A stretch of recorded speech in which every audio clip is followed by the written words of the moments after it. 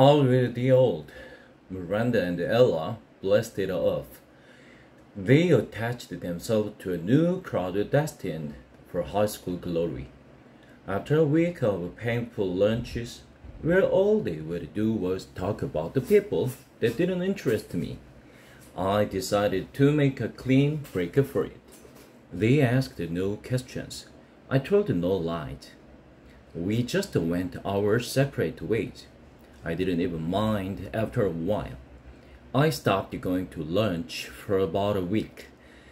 Though to make the transition easier, to avoid the fake, oh shoot, there's no room for you at the table, Olivia, it was easier just to go to the library and read. I finished War and Peace in October. It was amazing. People think it's such a hard read, but it's really just a soap opera with lots of characters. People falling in love, fighting for love, dying for love. I want to be in love like that someday. I want my husband to love me the way Prince Andrei loved Natasha. I ended up hanging out with a girl named Eleanor, who I'd known from my days at PS22.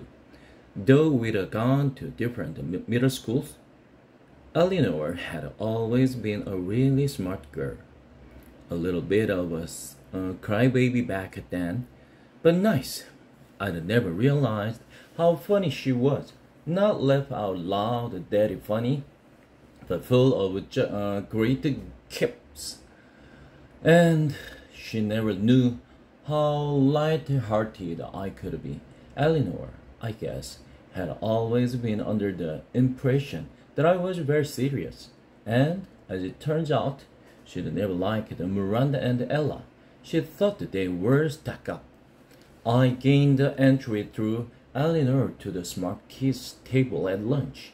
It was a larger group than I'd been accustomed to hanging out with, and a more diverse crowd.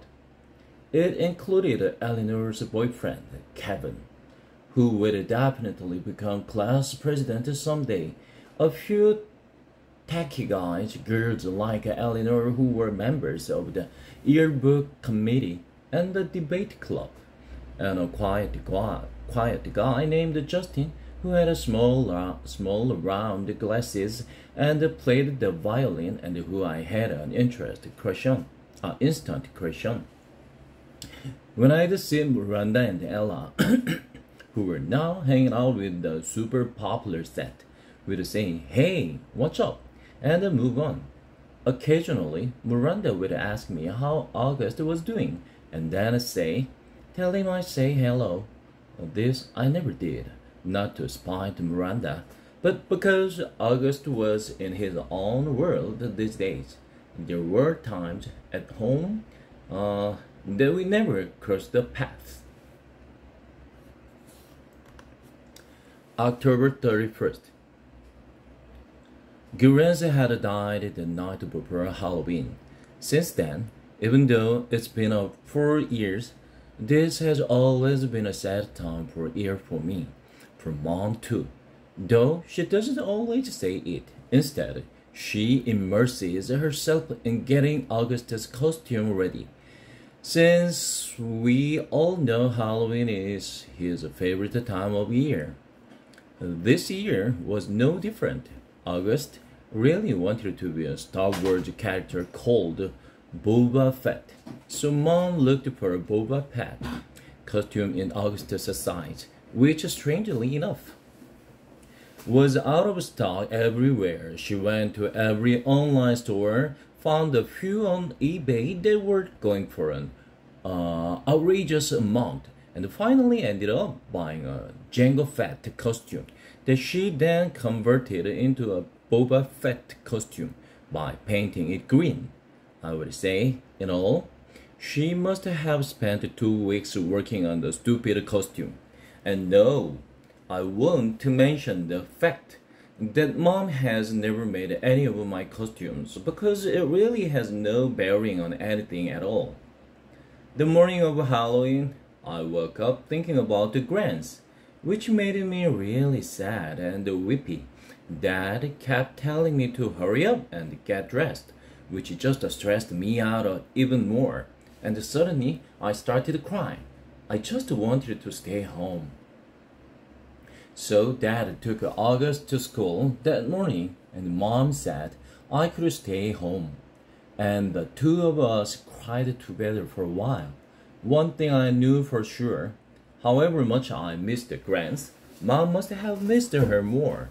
All those times August was clinging to life after a surgery, all those rushed trips to the ER.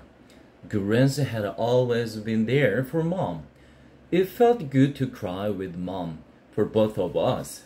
At some point, Mom had the idea of our watching The Ghost and Mrs. Muir together, which was one of our all-time favorite black and white movies.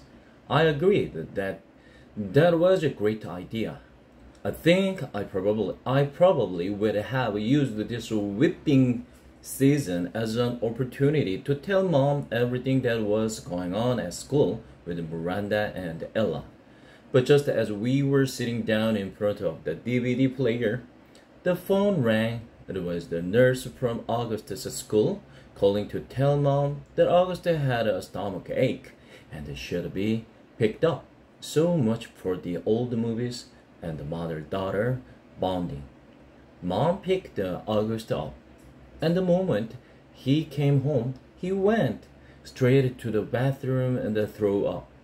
Then he went to his bed and pulled the covers over his head. Mom took his temperature, brought him some hot tea, and assumed the Augustus mom role again. Via's mom, who had come up for a little while, was put away. I understood, though. August was in bad shape. Neither one of us asked him why he had worn his bleeding scream costume to school instead of the Boba Fett costume Mom had made for him. If it annoyed Mom to see the costume she had worked on for 2 weeks toast on the floor, unused, she didn't show it. Trick or treat.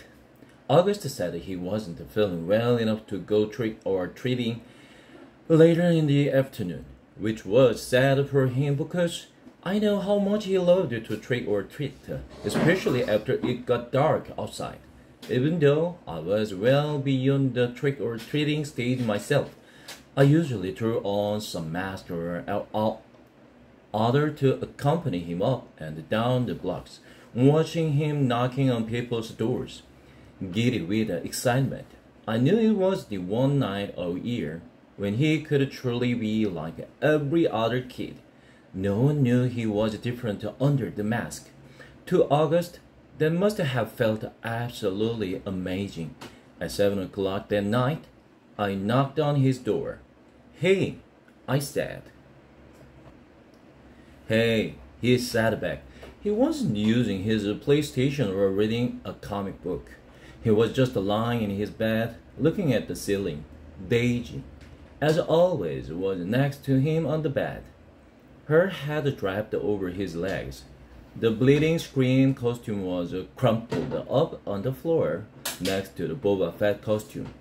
"How's your stomach?" I said, sitting next to him on the bed. "I'm still nauseous." "You sure you're not up for the Halloween parade?" "Positive." This surprised me. Usually, August was such a trooper about his medical issues, whether it was skateboarding a few days after a surgery or sipping food through a straw when his mouth was practically bolted shut.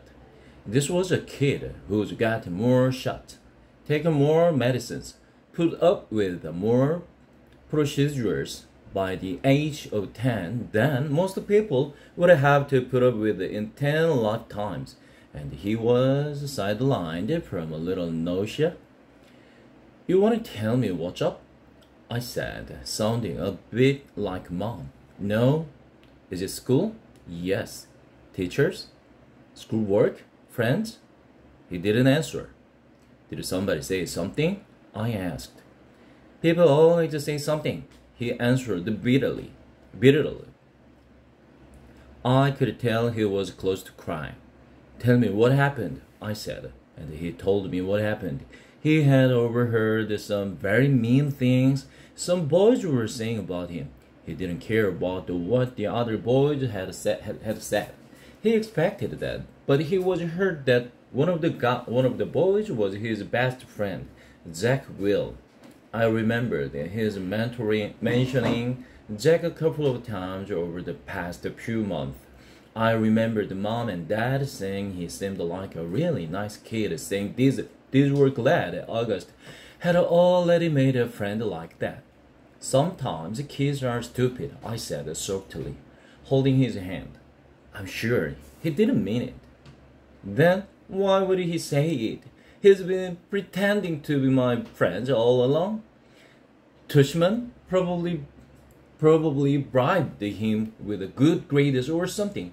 I bet you he was like, hey Jack, if you make friends with the freak, you don't have to take any tests this year.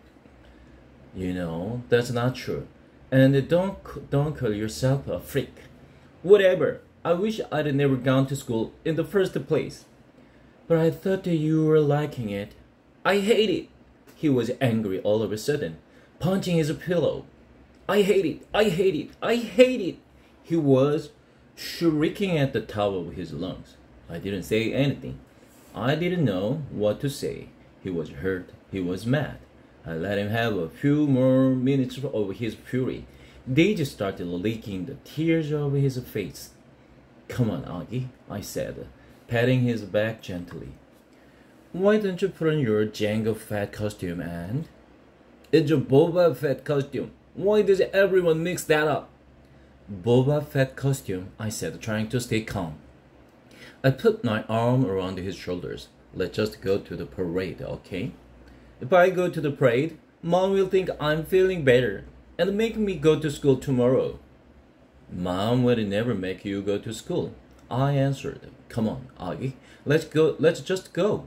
It will be fun, I promise, and I'll let you have all my candy. He didn't argue. He got out of bed and slowly started pulling on his Boba Fett costume. I helped him adjust the straps and the tie and the belt, and by the time he put his helmet on, I could tell he was feeling better.